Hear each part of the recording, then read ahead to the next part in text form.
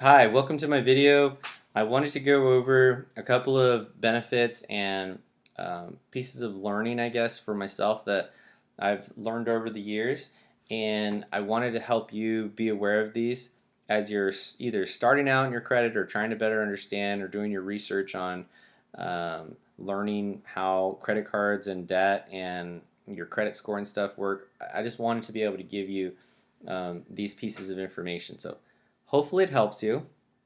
I'm not like an advisor or licensed with securities or an investment planner or anything like that.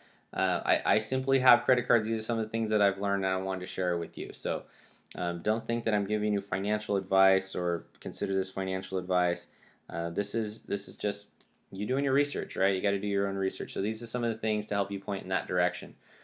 So let's get into it. So four questions or four things that I'm going to cover today is how to get your credit report, how to improve your score, how credit cards work, and then how to better understand getting out of debt. So first things first is here are the reporting companies. There's Equifax, TransUnion, and Experian for I think the United States. I don't know if it's global, but I know for sure the United States.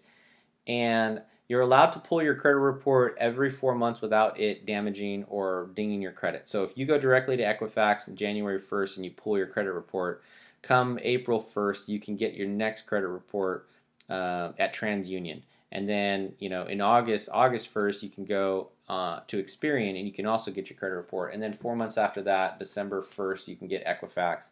And then continued rolling every 4 months, you can get your credit report. And the reason you want to do that is you want to know what's actually on your report.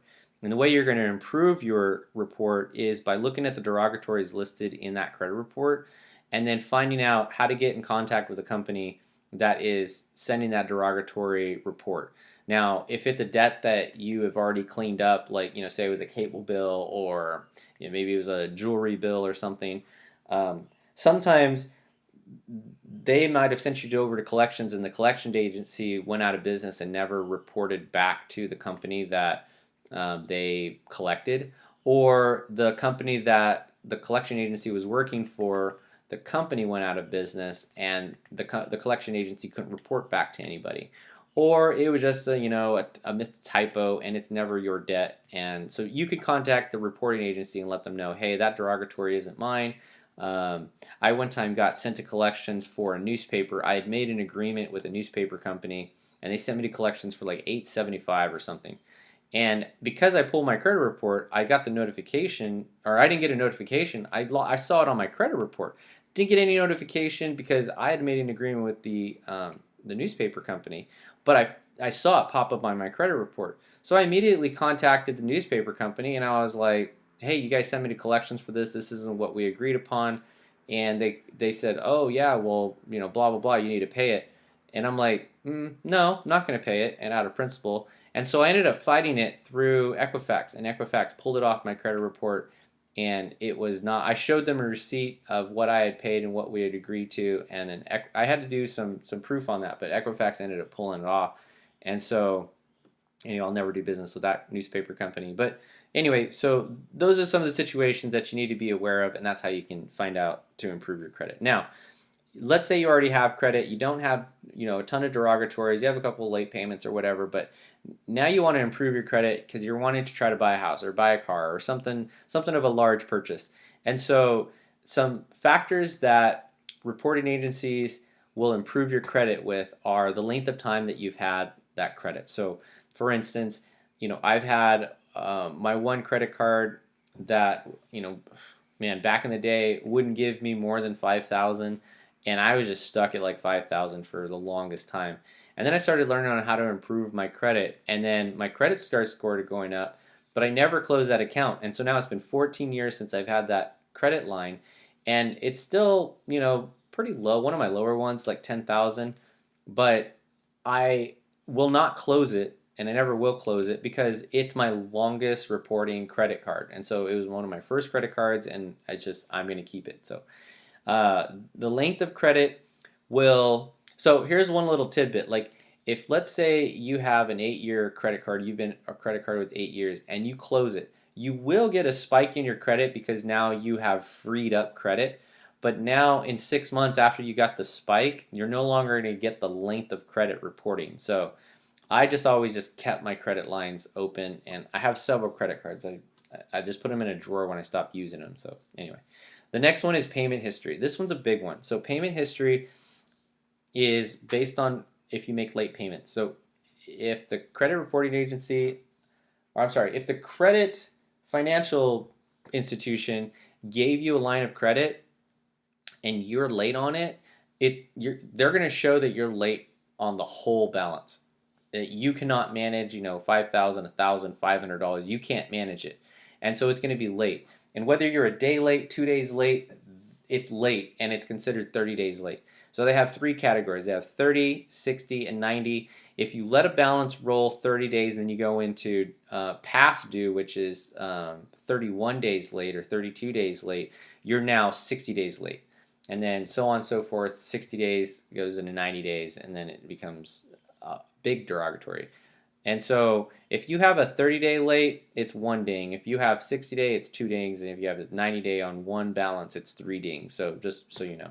So payment history is really important. And then the last one is actually something that I just recently learned about this year, which is being able to manage your credit balance. So if they give you a $1,000 credit limit or a $500 credit limit, you're only allowed to use 20% of your balance, which means that if you have a $500 credit limit, you're only allowed to use actually $100. And so long as the day doesn't go longer than $100, so if you have a $115 balance, you need to pay $15 to get it, well, pay $16 to get it below 100. And just always keep it 20% of the actual credit limit.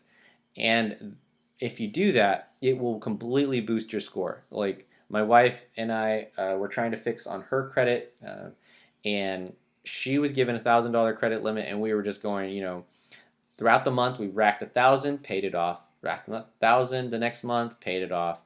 Wasn't paying any finance charges, but also wasn't getting any boost in her credit. And I started researching. I'm like, we've been doing this for like 4 months. We should have seen something. And it just kind of like going down, actually, like a couple points every month. And so then I researched the how to boost your credit, and I found out the 20% thing. And within a month, her credit jumped like almost 70 points. And then a couple months later, she ended up getting a credit limit increase notification from the financial institution. And then we kept doing the same 20%, and then it jumped up even higher. So now she's like just below 800 on the credit score when she started at just above 6. So, I mean, you can see just with that little managing your credit, it makes a big difference on your score. And so the other factors, length of credit and the amount of credit, play in when you're trying to get approved for like, house and other stuff, but that's how you can boost your credit score to get better interest rates. So we've gone over that. Now let's jump over to how to calculate or how credit cards are calculated. So just for instance here, let's say we had a $2,000 credit limit and we racked $300 up, or we'll make it official as I've been talking to you. $200, racked up $200, okay? And we have a 26% because like all the new credit cards are stupid crazy. And you can make it 19. I mean, it doesn't really matter. Like it's dollars. It's not huge. Anyway, so I just want to point out that your annual percentage rate is not your calculation on your payment. So if you have a $200, you're not going to pay $20, or I'm sorry, not $20, $40 worth of credit on the card. However, if you only pay the minimum, you will pay them $40 throughout the year, and so that's another story. But for the monthly calculation on the interest, it's the interest rate divided by 12 times the balance. Okay, so the interest rate is 19 divided by 12 is 1.5833, so that's the percentage, times your balance for the month. And that's what your interest is going to be added onto your next month's balance. So if you make the minimum payment, and I left the first month blank just so I can show this, but if you had a balance of 200, you paid your minimum of 25, or sometimes some credit cards are 15. It doesn't matter. $3 is going to go towards the credit card company. The difference is going to go towards your principal. And then now this is your new calculation for your next month's interest rate plus your charges. And now, let's change this back over to 25, as you can see, boom. it affects your overall balance transferring over to your next payment on the next month. See how that works? So your first month, if you don't pay more than the balance, you just pay the minimum, you're going to pay the interest rate regardless if it's 25, 50, 15, doesn't matter, okay? And then the difference is going to go towards the principal. So now, let's say that the next month you start using the card, right? You have a $200 balance.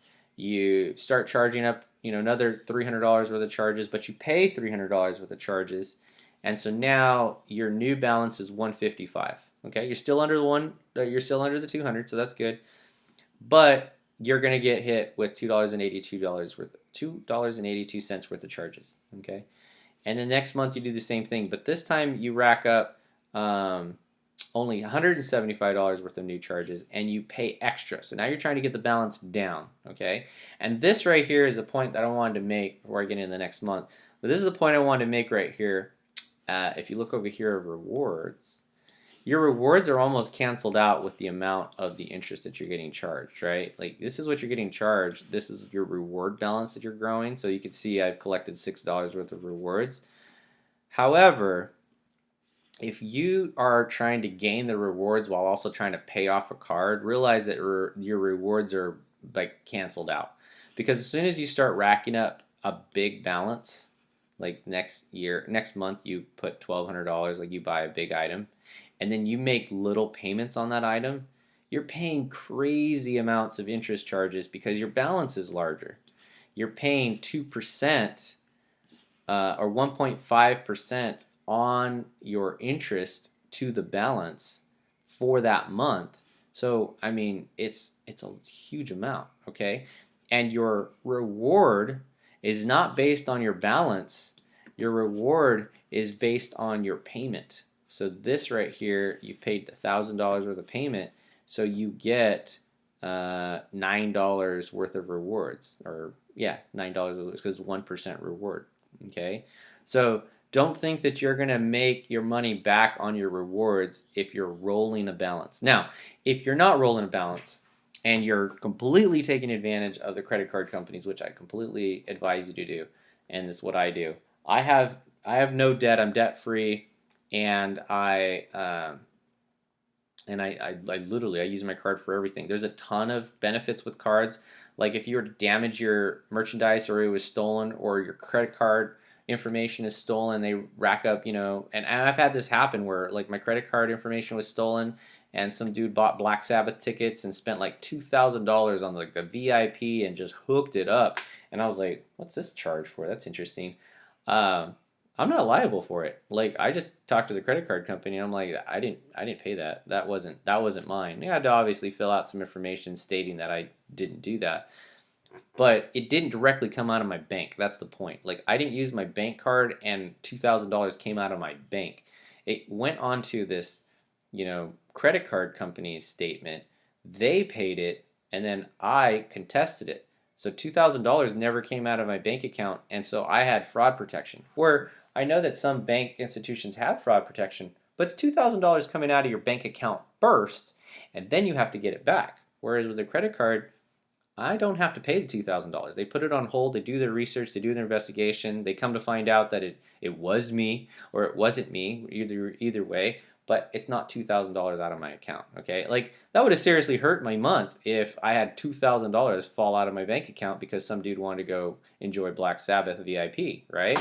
So, there's some advantages for using credit cards, but the biggest advantage is paying off the whole balance as soon as you rack up the charge. So again, keep in mind what I said with managing your credit, keep it in the 20% of your balance, but at the same time, also pay off the whole balance. And that way you get the reward. Like this adds up. It really does. On one of my cards, I have $1,500 worth of rewards. I don't use them every month. I just save up and keep saving. But I have $1,500 in rewards, and I'm I practice what I preach here, right? So like I have $1,500 in rewards. I haven't paid any interest charges throughout the whole year for my credit card. So it's literally cost the credit card company $1,500 to have me as a customer or as a member, card member, and they're completely happy with that because there's plenty more of other people who are doing this that they're making the $1,500 off. I mean, if you just roll a balance for a couple of months, like you just look at like a year and you roll a balance and you don't pay the whole balance, you easily paid them $263. And then over here, as you continue to pay down the balance, so like let's say you get to a certain point and you're at $400 and you're just going to continue to make the minimum payment after you've used the card and you're like, I just need to pay this thing off, and you keep rolling, it's still going to take you 5 years. So 60 months. It's going to take you 5 years to pay down this balance. So this this is an this is a interesting calculation in the credit card company's advantage for fees, but it's also something you could definitely take advantage of. So keep that in mind. Now, let's say that you are in debt, and there's two types of ways, and so this is the last part, and I'll close up the video here. But there's two types of ways that there's a thing called debt stacking, and there's also a thing called debt snowballing. They're conceptually the same thing, but basically you find out how much extra you can pay towards your debt. Okay, you have to budget that and figure that out. But now you take that $150 and you find your highest credit or interest rate, right? So this is your highest interest rate. This is your balance. Now this one's pretty close also. So you could choose either one of these. So let's just go with this one. So you put the $150 towards the $12 minimum payment, which would probably end up being like, well, I just calculated it at 2%. So anyway, figure it out. But you put the $150 towards this balance, and then you get paid off in a couple of months. So now you take the $12 plus the $150 and you apply it to your next highest balance, which is this one. And so now you pay this one off in like 2 months or a month and a half. And then so now you're 5 months into it, and you've paid this one down a little bit because it's 5 months, so you've paid $50. But remember, also half of it has gone towards interest, so it's killing you. It's going to take you 9 years to pay this thing off. So now you're putting the 150 plus the 6 plus the 12 towards this debt, and you'll pay that one off in like 4 months. And now this one's paid off, so now you're 8 months into this or 9 months into this program. So you've paid off now this card, you've now paid off this card. So now you go after probably this one right here. You start attacking this one. So now you're putting $200 or $215 a month on this card. And that's going to take you like 10 months to pay off. So, and remember to make it as an extra payment. So you're not paying it with your payment, you make an extra payment. So it goes all to the principal. And so now this one's paid off in 10 months. And so now you have your $215 plus the 62. So now you're at like, I don't know, I'm not that fast at math. So $280 or something like that. So $280 going toward this balance. And then once you're done with that one, now everything's paid off. And now you put your 280 plus the 240 to your car payment, because this is what I've made this a car payment. And now you're paying $500 a month on your car payment, and then you eliminate that one. And so pay your credit cards off first, pay your car off last. These are simple interest loans. These are revolving interest loans. They're calculated totally different. And so you will pay 2% overall in the life of the vehicle, which is still a substantial amount, but it's not going to kill you like one of these credit cards. So anyhow, that kind of explains debt stacking or debt snowballing, and you can choose either one. Anyhow, hopefully this video was insightful for you. If you have more questions and you're like, well, you covered a lot, but I didn't get this and I didn't get that, I mean, leave a comment below. Share this with somebody else. I'll also add a link to my American Express, which is my favorite card, by the way. I'll add a link to my American Express referral code. So if you sign up with them and you're new at credit cards and you get approved, you get $75. I get $75, and nice. It's a great company. It's my favorite company. It's my longest running company, and it was my first credit card. So I was fortunate enough to be with American Express. But I would say that they have just an amazing customer service department. Again, I'm not affiliated with them. I've just been a long-standing card member, and yeah, they have a bunch of other reward cards too. Like if you like to travel, I just went with the cash one. Like just give me the cash. I'll use the cash how I want to use it. I don't have to trade it for airline tickets that are expensive during June when I want to travel. So now my points are worth half the power of purchase and all that stuff. But I'll leave it in the description. Hope you had a wonderful day, and I wish you the best. And like I said, if you have any questions, leave them in the comments.